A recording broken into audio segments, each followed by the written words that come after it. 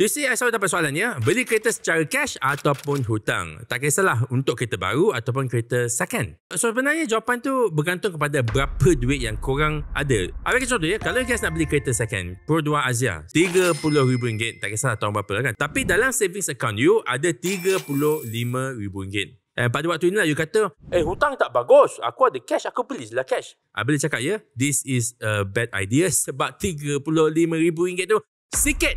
Tukarkan cash tu menjadi kereta, you dah hilang this thing called liquidity. So you cuma tinggal RM5,000 saja. I bagi you satu situasi di mana, what if kalau tiba-tiba mak you sakit, terpaksa masuk hospital, and you sebagai anak yang baik, you tak sanggup lah mak you masuk hospital kerajaan. Pergi masuk hospital swasta pula, you terpaksa keluarkan RM15,000. So mana nak cekau? Lagi RM10,000. So in this situation, you akan berada di tempat di mana you akan terfikir ambil personal loan RM10,000. Ataupun in this situation, maybe you akan rasa macam terpaksa jual balik kereta yang you baru beli 3 bulan lalu. And in this situation, di mana you perlukan duit tu dengan cepat, mana you kena buat fire sale lah. I boleh jamin you that you tak boleh jual kereta tu pada harga RM30,000. Sebab this is a fire sale. You nak jual cepat, orang akan ambil advantage of you. Dan maybe you kena jual pada harga RM25,000. Senang-senang je hilang RM5,000 instantly. So sebab itulah I pesan, kalau you dah ada kemudahan, iaitu maybe you ada good credit score, you boleh ambil loan, hire purchase loan bukan personal loan untuk beli kereta tu.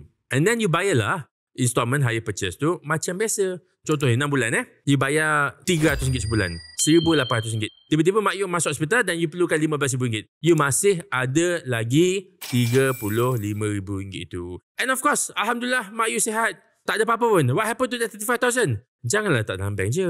Letaklah dekat dalam tabung-tabung yang risiko dia rendah tapi memberikan pulangan. Contohnya ESB 1, ESB 2, ESB 3. So ada banyak cara dia. So maknanya dalam dua-dua cara ni, you boleh ada kereta, walaupun kereta tu ada liability, ada hutang, tapi you tetap ada liquidity. RM35,000 boleh dipakai untuk apa-apa situasi. Dan I nak bagi tahu lah ya, orang kaya pun berhutang lah. Kalau dia ada RM1 juta pun, dia tetap akan beli kereta pakai hutang sebab dia tahu nilai RM1 juta tu, dia boleh laburkan tempat lain dan dia boleh kembangkan duit tu lebih baik daripada dia pergi beli kereta cash. Korang pula macam mana? Adakah korang jenis yang suka beli barang cash? Kalau benda-benda kecil macam handphone ni tak apalah. Tapi kalau benda-benda yang besar-besar yang boleh bagi kadar pinjaman rendah, adakah korang akan beli menggunakan cash ataupun loan? Contohnya nak tanya, rumah dan kereta, cash or loan?